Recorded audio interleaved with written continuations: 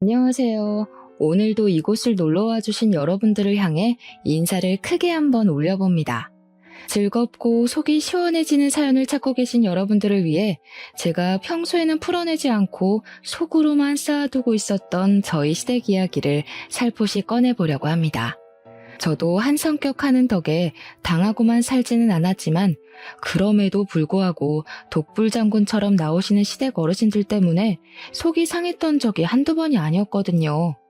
아무리 남편이 제 편을 들어준다고 해도 어른이 말씀하시는데 토를 단다고 툭 뱉어버리시면 저희는 합주기가 될 수밖에 없지 않겠습니까? 하지만 원래 마무리는 묵직한 한 방으로 끝내는 거라 했습니다. 제가 어떤 방법으로 저를 되찾게 되었는지 여러분들께 그 숨겨진 이야기를 들려드리겠습니다. 지금부터 어떻게 보면 경악스럽고 어떻게 보면 속이 시원한 이야기를 시작해 보도록 하겠습니다. 끝까지 함께 해주실 거죠? 저는 나름 부잣집에서 태어나 엄청난 사랑을 받으면서 무럭무럭 자랐고 당연히 고생이라는 것을 단 한 번도 하지 않고 살아왔습니다. 아주 어릴 적에 TV에 나오던 발레리나를 보고 한눈에 사랑에 빠져서 저는 발레를 배우겠다며 어머니 아버지께 엄청나게 떼를 썼고 제가 끈기가 부족한 아이였기에 엄마는 그냥 무용학원을 보내주셨습니다. 어차피 이러다가 말겠지. 뭐 한 3, 4개월 배우고 나면 재미없다고 그만두겠지 싶었는데 제가 발레 학원을 다니면서 엄청난 재능이 있다는 것을 발견하게 되었습니다. 물론 엄청난 재능이라는 게 저만 가지고 있는 것은 아니니 수많은 경쟁에서 밀리기도 했지만 저는 대한민국에서 알아주는 예술중학교, 예술고등학교 무용과를 졸업했습니다. 당연한 수순으로 저는 알아주는 무용과가 있는 대학에 진학을 했고 발레가 유명한 나라인 러시아로 유학까지 다녀오게 되었습니다. 러시아 유학을 하던 도중 운이 좋게도 러시아 무용단에 입단을 하게 되어서 발레 공연을 하며 이름을 서서히 알리기 시작했습니다. 하지만 타지에 나와 있는 것이 너무나도 외롭고 힘들었기 때문에 저는 계속 한국으로 돌아가고 싶다는 열망을 가슴 안에 품고 지내고 있었습니다. 제 주위에는 전부 한 가지 배역을 탐내는 동료들로 가득했기 때문에 보이지 않는 경쟁이 쉼없이 계속되었고 마음 낼 곳이 하나 없는 곳이라 너무나도 지쳐가게 되었습니다. 한국으로 돌아오기로 몇 번이나 마음을 먹었다가도 여기서 제대로 자리를 잡아야 경쟁이 치열한 국립발레단에 들어갈 수 있었으므로 참고 또 참아내게 되었죠. 그러던 도중 한국에서 온 남편을 만나게 되어 연애를 시작했고 저는 남편을 따라서 한국으로 돌아와 결혼식을 올리게 되었습니다. 한국에서도 쉬지 않고 발레단의 문을 두드린 덕분에 저는 발레리나라면 누구라도 가고 싶어하는 국립발레단에 들어가 메인으로 서기도 하면서 승승장구를 하며 지내고 있었습니다. 남편의 집 또한 저희 집 못지않게 부유한 집안이었기 때문에 시댁에서도 친정에서도 저희 사이를 반가워하셨고 덕분에 평화로운 나날들을 보내고 있었습니다. 하지만 평화가 계속되고 행복이 지속되면 그만큼 큰 시련이 온다는 이야기가 있지 않겠습니까? 저에게 악재가 겹치고 겹치게 되었습니다. 저희 아버지는 사업체를 운영하고 있었는데 분명 아무런 문제가 없었던 상품들에 문제가 생기기 시작하면서 전량 리콜 사태가 벌어지게 되었습니다. 아버지께서는 아무런 예고 없어 벌어진 일에 문제를 해결하기 위해서 잠도 제대로 주무시지 못할 정도로 바쁘게 뛰어다니기 시작하셨습니다. 하지만 공장 상황은 나아지지 않았고 아버지께서는 갑자기 떠안게 된 부채에 이리저리 돈을 빌리러 다니기 시작하셔야 했습니다. 은행에서 돈을 대출받을 수 있게 된 아버지는 1차적인 공장 부도를 넘긴 뒤 서둘러 빚을 갚기 위해 신제품을 출시하게 되었습니다. 그런데 그 물건에서도 문제가 발생되는 바람에 또다시 한바탕 피바람이 불기 시작했습니다. 공정 과정에서 문제가 발생되어 버린 것입니다. 신제품은 드라이기였는데 불이 난다는 신고가 접수가 되면서 고객센터가 난리가 나게 되었고 결국 뉴스까지 소개가 되면서 소비자들이 물건을 사용하지 않게 되었습니다. 폭발 사고가 날 뻔해서 아주 큰일이 나는 줄 알았다. 전선이 합선이 되어서 감전이 되는 줄 알았다 하는 고객들의 말도 안 되는 인터뷰까지 고스란히 전파를 타게 되었습니다. 물론 불꽃이 일어나서 드라이기 작동이 멈춘 일은 있었지만 폭발이라든지 합선에 대한 일은 신고 접수된 부분이 없었습니다. 하지만 사람들은 자극적인 것에만 집중을 하기 시작했고 당연하게도 아버지의 사업은 한순간에 쓰러지게 되었습니다. 정말 치사하게도 은행에서는 아버지의 사업이 크게 무너져 내리기 시작하니까 투자금을 회수하겠다면서 이자까지 한 번에 갚아달라고 아버지를 옥죄기 시작했습니다. 아버지는 갑자기 들어온 투자금 회수 압박에 정신을 차리지 못하셨고 잠시 자포자기한 틈을 타 부도까지 맞이하게 되었습니다. 부도에서 끝이 났더라면 다행인데 양심적으로 회사를 운영하셨던 아버지께서는 오랜 시간 함께 일한 직원들이 한 푼도 받지 못하고 실직하게 되는 것을 그냥 보지 못하셨습니다. 공장 부도로 인해서 축소되었던 직원들의 특근비와 퇴직금, 그리고 월급까지 챙겨주시는 바람에 아버지는 쓸데없는 빚까지 더 지게 됐습니다. 아버지께서는 일이 이렇게 된 부분에 있어서 다시 한번 조사를 하기 시작하셨고 혼자서 갖은 무시를 다 당하시면서도 꿋꿋하게 진상을 밝히길 원하셨습니다. 결과적으로 아버지 밑에 계시던 임원 중 한 분이 거래 대금을 중간에서 횡령을 했던 게 가장 큰 이유였다는 것이 밝혀졌습니다. 공장을 계약하는 과정에서 뒷돈을 챙겼으며 단가보다 훨씬 저렴하게 물건을 뽑아내야 했기에 하자가 있었다는 것을 알게 되었습니다. 아버지께서 모든 걸 알게 되었을 때는 그 임원은 이미 해외로 도망을 간 뒤였고 흔적을 지우고 사라진 탓에 아버지가 모든 빚을 떠안게 되었습니다. 정원에 딸려 있어서 봄이 되면 꽃이 피고 여름이 되면 열매가 맺히고 가을에는 단풍이 지던 저희 집은 한순간에 낡아빠진 빌라로 변해버리게 되었습니다. 한평생을 전업주부로 사셨던 어머니께서는 바뀌어버린 환경에 적응을 하시느라 꽤 고생을 하셨습니다. 그 빌라조차도 사실은 저와 남편이 갑자기 벌어진 일에 놀라서 급하게 얻어들인 빌라였습니다. 빚쟁이들은 어떻게 알았는지 제 계좌까지 정지를 걸겠다면서 협박을 하기 시작했고 저에게 돈을 갚으라고 난리를 피우기 시작했습니다. 저는 그 스트레스로 인해 잠도 제대로 자지 못했습니다. 이 모든 일이 결혼 후 1년 만에 생긴 일이라 저는 귀한 우리 며느리에게 눈에 가시인 며느리로 전략하고 말았습니다. 집안이 꽤 이름 있는 작은 가전들을 만들어내는 사업을 하고 있었기에 본인 아들이 제 덕을 좀 볼 수 있겠거니 하고 생각을 했었는데 집이 갑자기 망해버렸으니까요. 저에게 할 줄 아는 거라고는 춤추는 것밖에 없는데 앞으로 그 빚을 갚아내며 어떻게 먹고 살 거냐면서 무시를 하기 시작하셨습니다. 저는 솔직히 어안이 벙벙했죠. 결혼할 당시만 하더라도 우리 며느리가 알아주는 발레리나다, 복덩어리다 하시던 분들이 집이 무너져 내리니까 완전히 달라진 태도를 고수하셨으니까요. 시부모님께서 그런 이중성을 보여주실 거라고는 생각도 못했었기 때문에 저는 반전 영화를 본 것 마냥 놀랐습니다. 하지만 그런 시련을 겪는 중임에도 불구하고 우리 남편이 정말 사랑으로 저를 감싸 안아주고 든든하게 저를 지켜주었다는 것입니다. 제가 스트레스로 잠을 이루지 못할 때마다 옆에서 뜬 눈으로 이야기를 나눠주며 제가 겪은 아픔을 힘듦을 보듬어 주려고 노력해 주었기에 저는 남편을 의지하며 버텨낼 수 있었습니다. 거기다가 변해버린 환경에 적응을 하지 못하고 계속해서 현실을 부정하며 우울증에 시달리시던 저희 어머니를 챙겨준 사람이 제 남편이었거든요. 저는 그런 남편에게 자극을 받아 다시 일어설 수 있었고 공연에 매진하여 하루빨리 아버지의 빚을 덜어드리고 싶은 마음뿐이었습니다.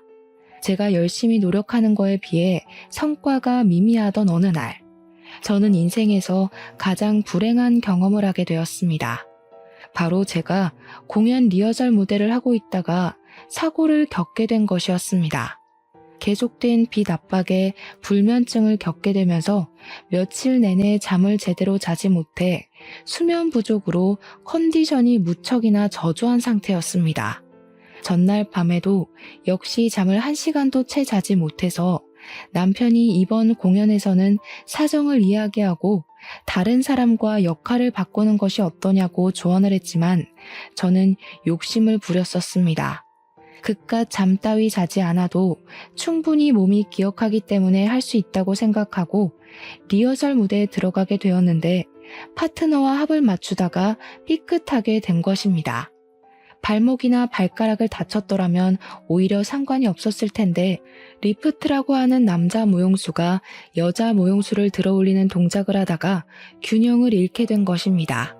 남자 무용수의 팔 힘으로 버텨야 하는 동작이었는데 제가 균형을 제대로 잡지 못하니 그대로 위에서부터 추락을 하게 된 것입니다. 하필이면 바닥에 안전매트 없이 리허설을 하고 있었고 제가 떨어지는 과정에서 몸을 비트는 바람에 꼬리뼈와 허리로 무대 장치의 충격을 고스란히 흡수하게 된 것입니다. 너무나도 갑작스럽게 일어난 큰 사고에 현장에 있던 관계자들은 물론이고 저까지도 너무 얼이 빠져버렸습니다. 안전장치만 있었어도 이렇게 크게 다칠 일은 아니었는데 본 공연처럼 이루어지는 리허설이었기 때문에 저는 그대로 일어나지 못하고 들것에 실려 대학병원으로 이송되었습니다. 긴급 수술이 필요하다는 의사의 말에 공연은 당연히 다른 배우가 서게 되었고 저는 허리와 꼬리뼈를 재건하는 수술을 받게 되었습니다.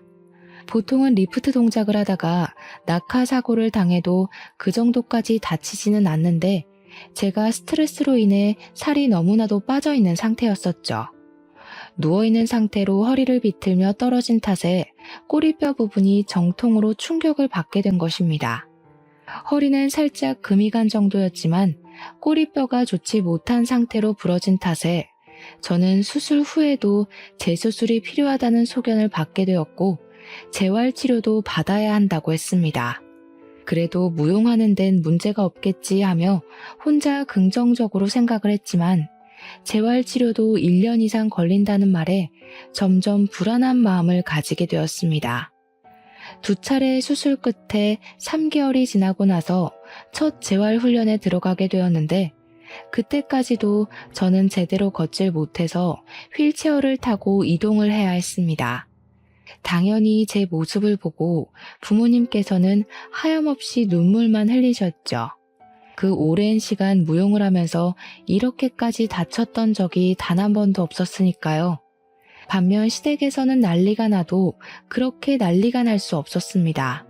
이대로 못 걷는 건 아니냐, 무용도 더 이상 못하는 것 아니냐고요. 거기다가 가진 게 하나도 없는 인간인데 몸뚱어리까지 병신되면 우리 아들이 수발을 들어야 하는 거 아니냐, 그 꼴 못 본다고 상처를 주셨습니다. 마지막으로 병문안을 오신 것도 제가 2차 수술을 마친 직후였는데 제가 눈을 뜨자마자 혀를 끌끌 차면서 마음에 드는 게 하나도 없다고 하시고는 가버리셨습니다.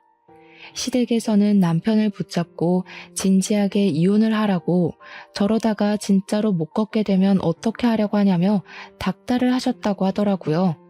하지만 남편은 그런 시부모님에게 정색을 하고는 어떻게 아픈 사람을 두고 이혼하라는 말을 할 수 있냐면서 화를 냈다고 했습니다. 평생의 반려자로 생각하는 사람이 아프면 그럴수록 자기가 더 힘이 되어 주어야 하는 것 아니냐고요.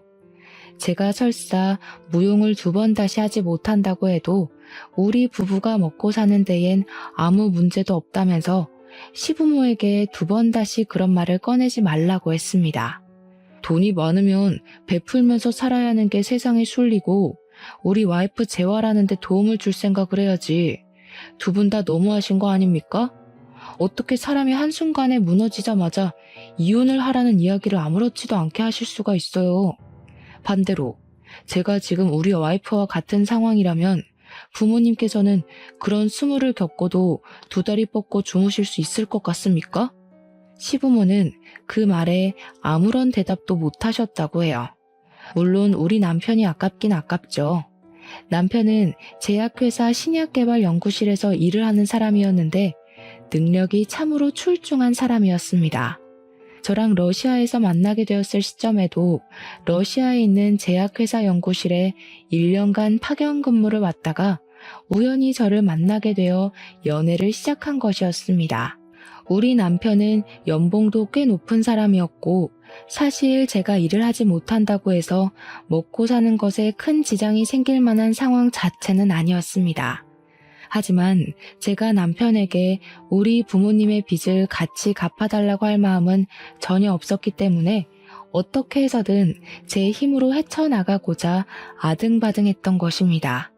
제 월급의 전부를 저희 친정에다가 드리고 있었기 때문에 제가 일을 하지 못한다면 친정 부모님께서 많이 힘들어하실 것 같았거든요. 시댁에서는 제가 월급을 전부 친정에 가져다 준다는 것을 모르고 있었지만 어느 정도는 보내고 있다고 예상은 하셨을 겁니다. 그러니 남편이 혼자 돈을 벌게 되면 남편의 돈이 저희 집으로 흘러간다고 생각을 하셨을 테고요.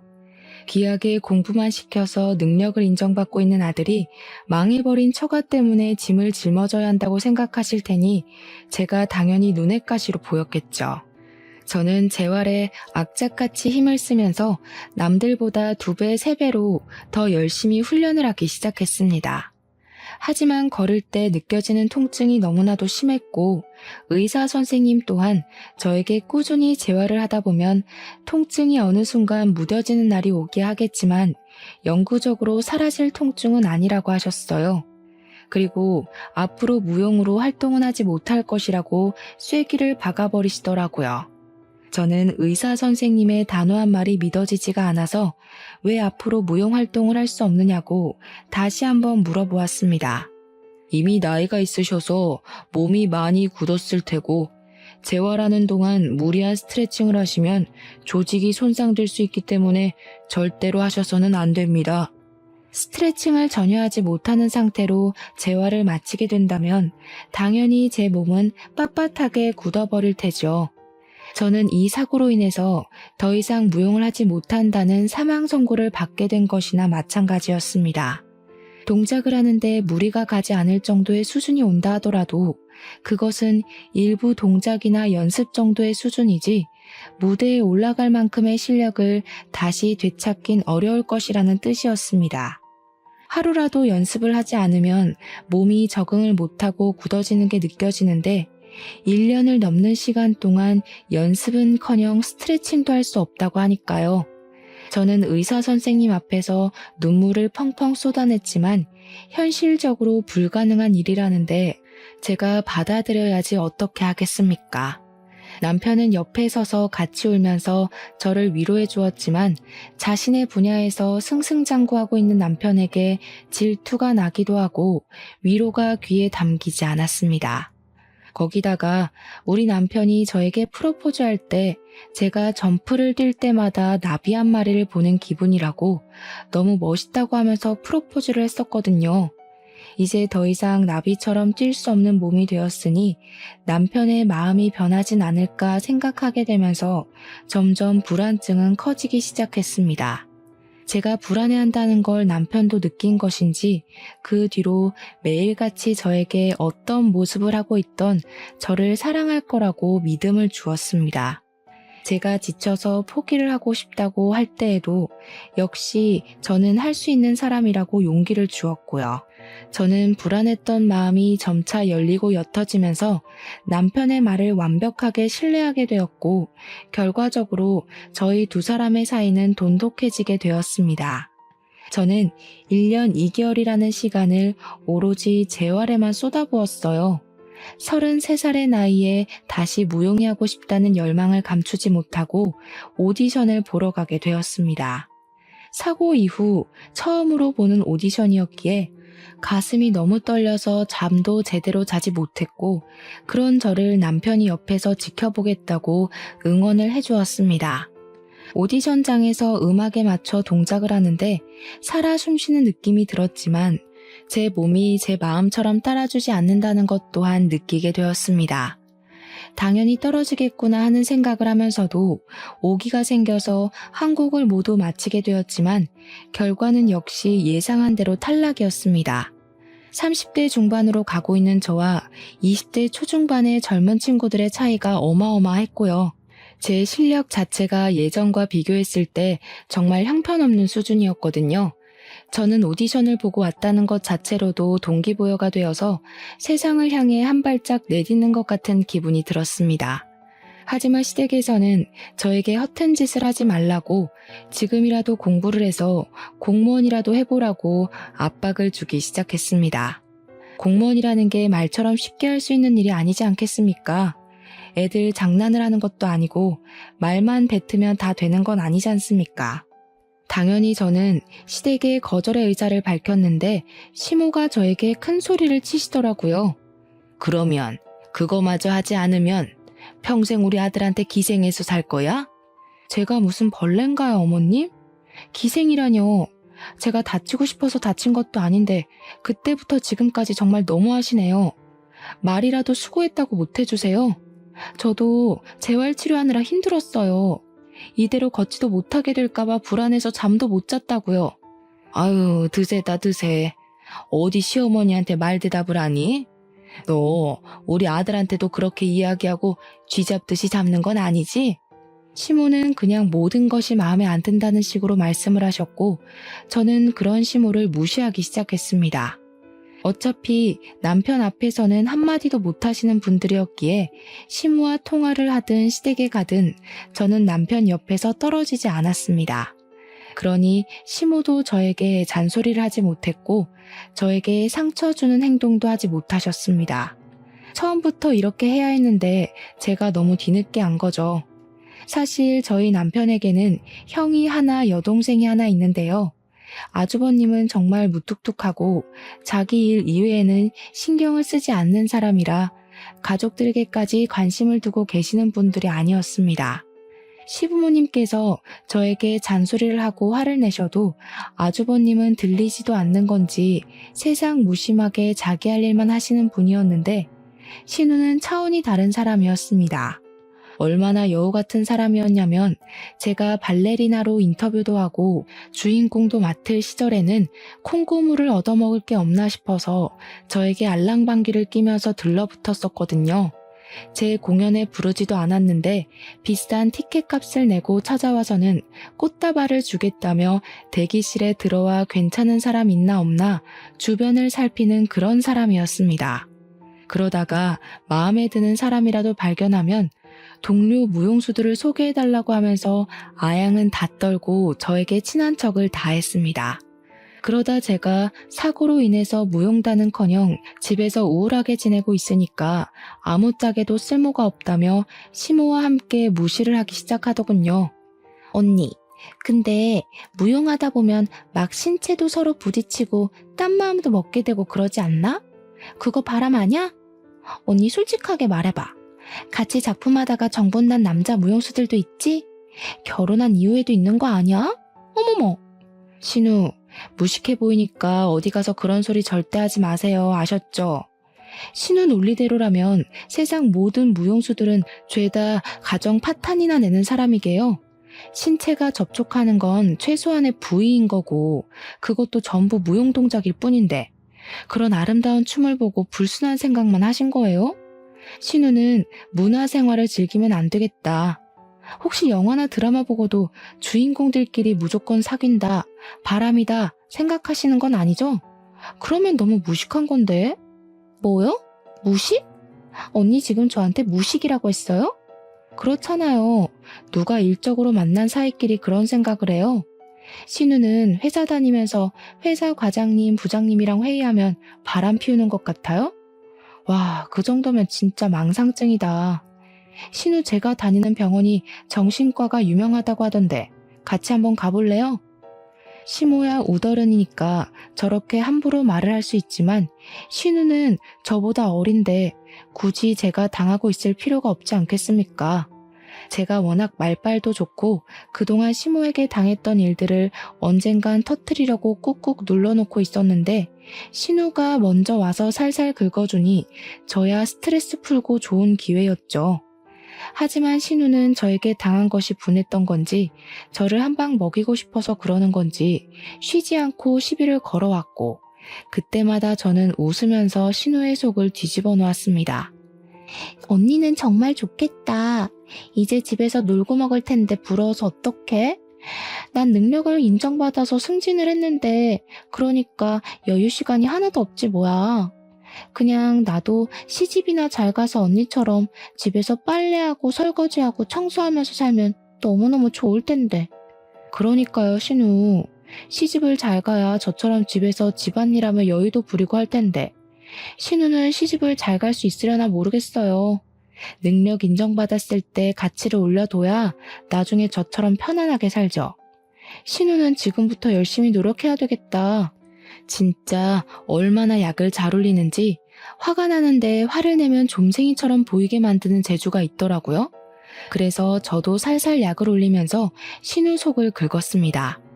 정말 피는 못 속인다고 신우가 왜 시모 딸인지 절절하게 알게 되었거든요. 성격이 둘이 똑같은데 어디 가서 말 안 해도 모녀지간인 게 티가 나더라고요. 저도 지지 않고 맞받아치기 시작하니까 시모도 신우도 대놓고 욕도 못하고 끙끙 앓기만 하고 있었습니다. 그러다 둘이 건수를 잡은 건지 하루는 저를 불러내더라고요.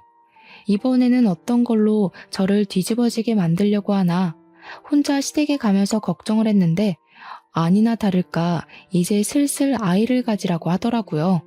너도 이제 일을 쉬고 있으니까 아이를 가져야지 않겠니? 원래 집안이 복작복작할수록 복이 들어오는 거다. 하지만 저랑 남편은 처음 결혼을 약속했던 그날부터 지금까지 변함없이 딩크족으로 살기로 했었거든요. 저희 둘 다 아이를 별로 좋아하지 않기도 했고 한 사람의 인생을 책임져야 한다는 것이 부담스럽게 느껴지기도 했고요. 무엇보다 제가 무용을 했던 사람이었잖아요. 무용수에게 임신과 출산은 몸이 엄청나게 망가지는 일이나 다름없었죠. 골반부터 시작해서 온몸의 뼈가 다 열리고 장기의 위치가 바뀌니까요. 남편도 제가 무용을 얼마나 중요하게 생각했는지 잘 알고 있는 사람이었기에 딩크로 사는 것에 동의를 해주었고 그 마음은 지금까지 변치 않았습니다. 그런데 시댁에서는 이제 제가 바깥 활동을 하지 않으니까 아이라도 가져서 집안의 보탬이 되라고 이야기를 하는 것이었습니다. 이거 내가 아주 유명한 곳에서 지어온 아기가 들어서는 한약이야. 이 약 먹으면서 꾸준히 노력하면 건강한 아이를 출산한다고 하더라. 시모는 저에게 애가 잘 들어서는 약이라면서 하루에 한 번씩 꼬박꼬박 챙겨 먹으라고 비싼 거라고 엄청나게 생색을 내더라고요. 그런데 제가 뼈 수술 이후에 계속해서 칼슘제와 병원에서 처방받은 약을 먹고 있었는데 약과 약이 충돌해서 어떤 부작용이 생길지도 모르는데 어떻게 먹겠습니까? 어머님, 제가 지금 병원에서 처방받아서 먹고 있는 근육약이랑 칼슘제가 있어요. 약을 먹는 중이라 이 한약을 먹기엔 좀 걱정이 되네요. 거기다가 제가 먹고 있는 약을 끊기 전까지는 임신도 해서는 안 된다고 하셔가지고 좀 어려울 것 같아요. 언니, 내가 의심만 하고 있다가 지금 와서 좀 확신이 드네? 언니 혹시 불임 아니야? 불임인 거 속이고 결혼해서 이런저런 핑계대고 임신 못한다고 하는 거지. 그 말을 하는데 시모도 순간 도끼 눈을 뜨고 저를 쳐다보더라고요. 제가 무슨 불임 아닌 걸 증명하려고 낳기 싫은 아이를 낳아야 하는 것도 아니고요. 슬슬 짜증이 확 나는데 여기서 애둘러 넘어갔다가는 불임으로 확정이 날 것 같고 아니면 애를 가지라고 계속 이야기를 들을 것 같더라고요. 마음대로 생각하셔도 저는 상관없긴 한데 저희 부부끼리 상의하고 아이를 갖지 않기로 결정한 일이니 존중을 해주셨으면 좋겠습니다. 그리고 지금 제가 먹고 있는 약이 임신해서는 안 되고 임산부가 먹어도 안 되는 약이라는 건 병원에 가서 물어보셔도 맞다고 하실 거예요. 시모에겐 제가 한 말의 의미가 제대로 들리지 않았는지 불임에 꽂혀가지고 퇴근하는 남편을 불러다가 진짜 제가 불임이냐고 몇 번이나 물어봤다고 하더라고요. 하자 있는 여자랑 결혼한 거 아니냐고, 제가 불임이라서 어쩔 수 없이 아이를 가지지 못하는 건 아니냐고요. 우리 아들에게 문제가 있을 리가 없는데 아이를 가지지 않는다는 게 수상하다면서 남편이 하지 말라고 짜증을 내는데도 계속 부림부림했대요. 남편이 버럭 소리를 지르면서 그만하라고, 그런 거 아니라고 이야기를 하는데 신우가 글쎄 남편에게 대놓고 그랬다는 겁니다. 제가 무용을 한답시고 러시아에 유학도 다녀오고 남자 무용수들이랑 들러붙어서 춤을 추고 하는데 몸을 함부로 써서 임신을 못하는 거 아니냐고요. 정말 선 넘은 발언이었죠. 남편이 그 말에 눈이 완전히 돌아버려서 신우의 뺨을 가차없이 날렸다네요. 얼굴이 짝소리와 함께 돌아간 신우는 순둥이 같던 남편이 자기 얼굴을 쳤다는 거에 충격을 받았고 시모도 너무 놀라서 악소리도 내지 못했대요. 남편이 씩씩거리면서 신우한테 삿대질을 하면서 경고를 했다고 합니다. 왜 우리 와이프한테 문제가 있을 거라고 생각해? 내가 불임이야, 내가 애를 가지지 못해서 우리가 딩크족으로 살기로 협의를 본 거라고. 너 한 번만 더 너네 새언니에 대해서 그딴 소리 퍼뜨리고 다녀봐. 그 다음부터는 뺨으로 안 끝나. 말이 끝나기 무섭게 신우가 뺨을 부여잡고 아프다고 엉엉 울기 시작했대요. 얼마나 세게 쳤는지 손가락이 그대로 남았다고 하더라고요. 시모도 애는 왜 때리냐며 남편한테 한 소리를 했다고 하는데 남편은 시모에게도 지지 않고 형이 있는데 대를 왜 자기가 이어야 하냐고 사자후를 내뱉었대요. 남편은 저랑 둘이서 평생 행복하게 사는 게 꿈이라고 가족관계에 왈가왈부하지 말라면서 시모가 저에게 주려고 했던 한약을 다 버렸대요. 하나하나 포장된 약을 가위로 다 뜯어서 싱크대에 부어버리니까 시모가 그게 얼마짜리인 줄 알고 버리는 거냐고 악을 썼다네요.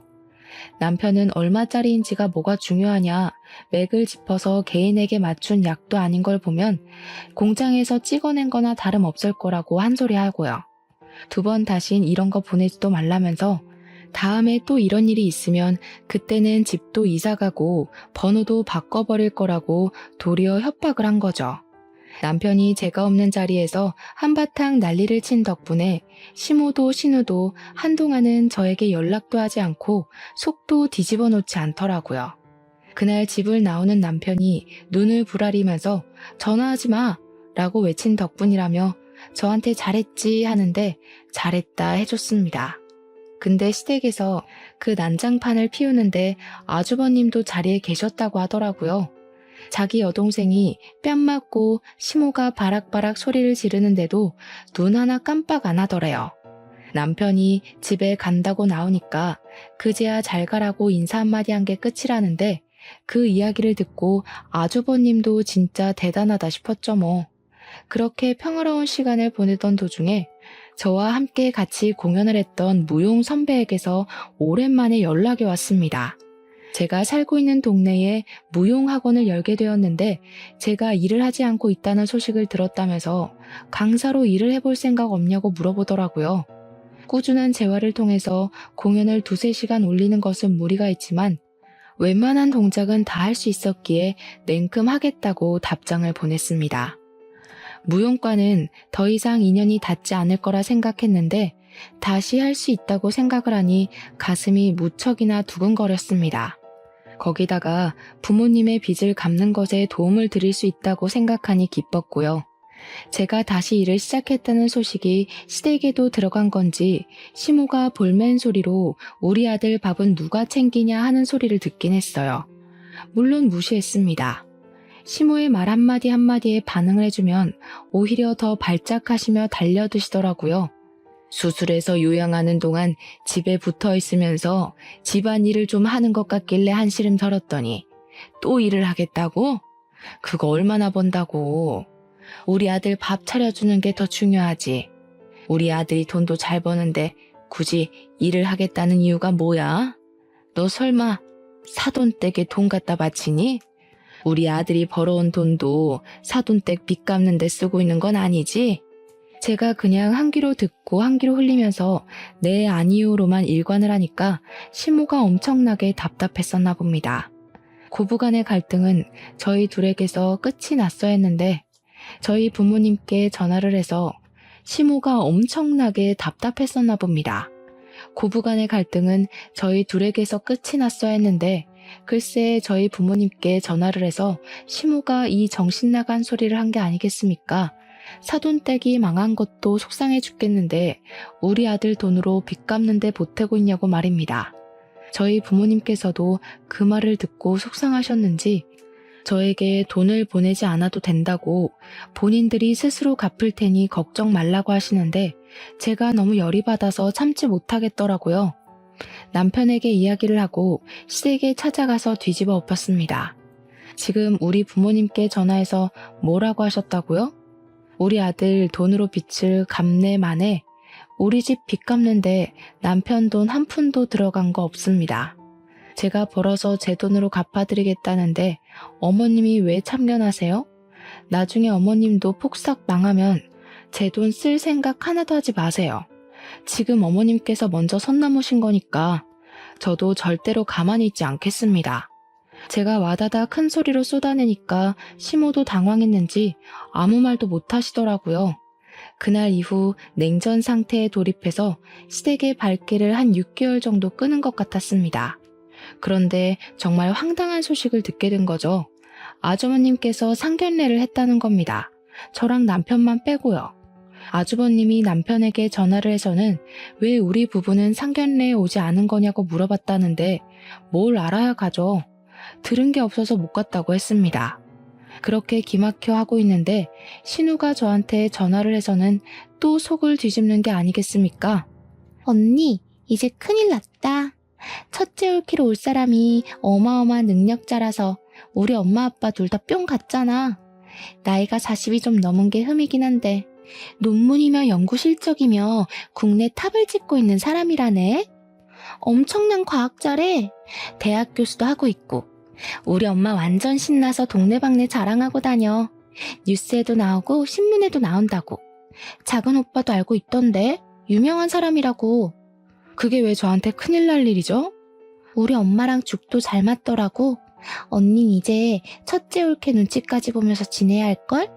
알고 보니 아주버님이랑 형님 사이를 주선한 게 신우더라고요.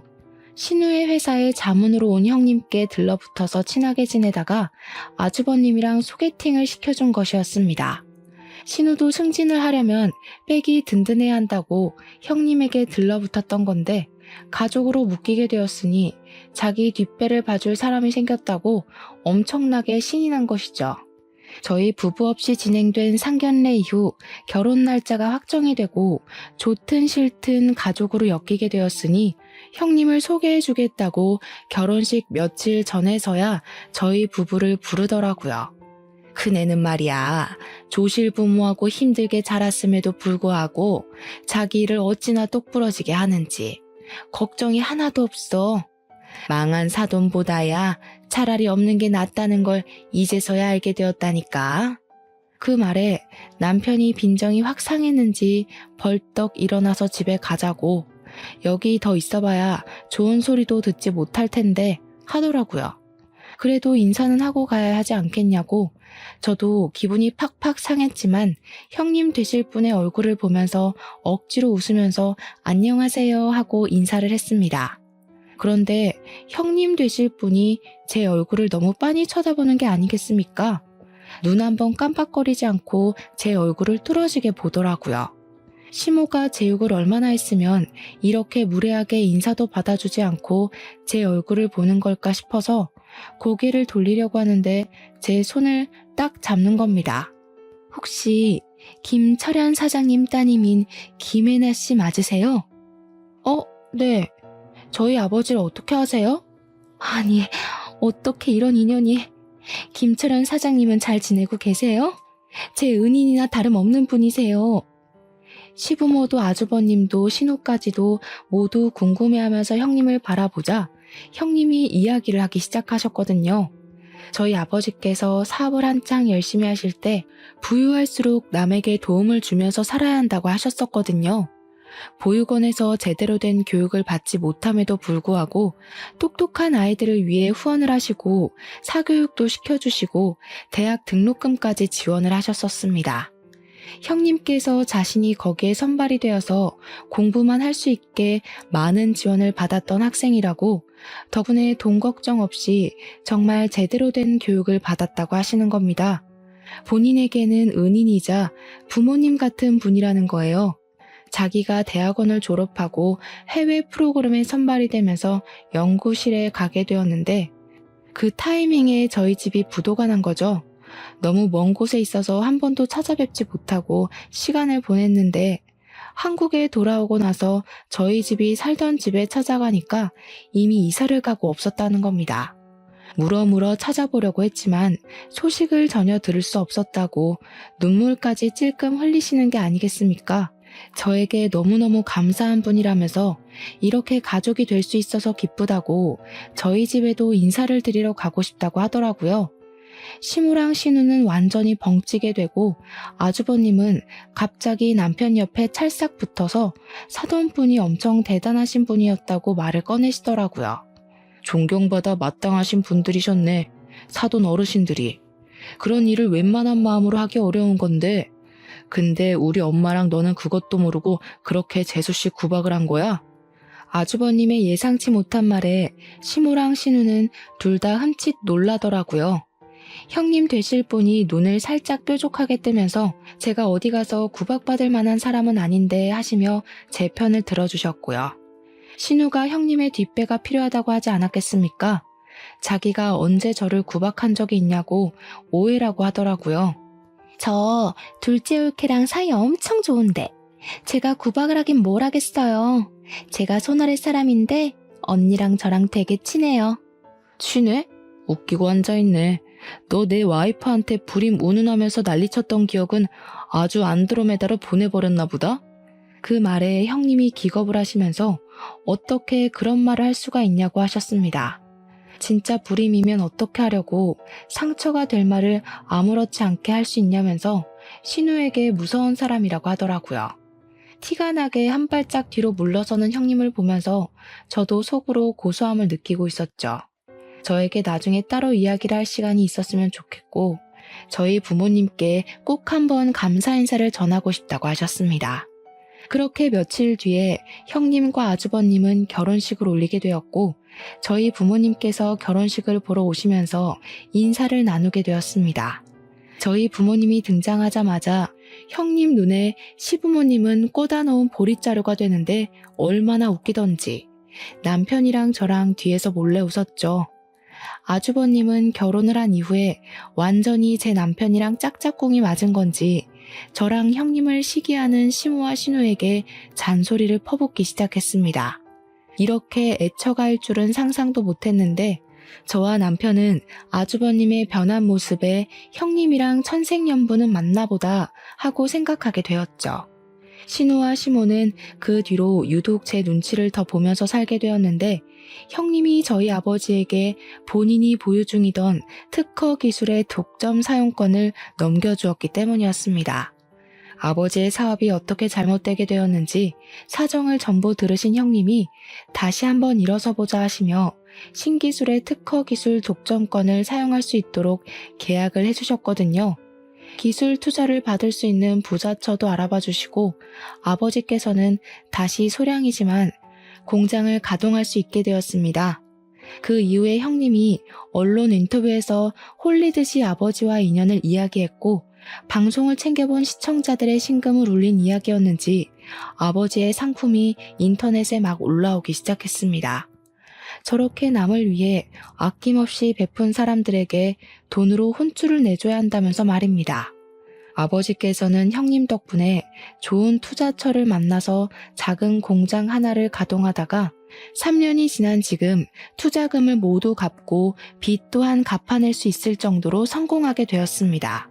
덕분에 집안이 망했다고 저를 구박하던 시모도 더 이상 저를 구박할 수 없게 되었고 제 눈치만 보고 계시게 됐죠. 저랑 형님은 시댁에서 고개를 빳빳하게 들고 다니며 신우에게 가끔 면박을 주면서 그렇게 지내고 있습니다.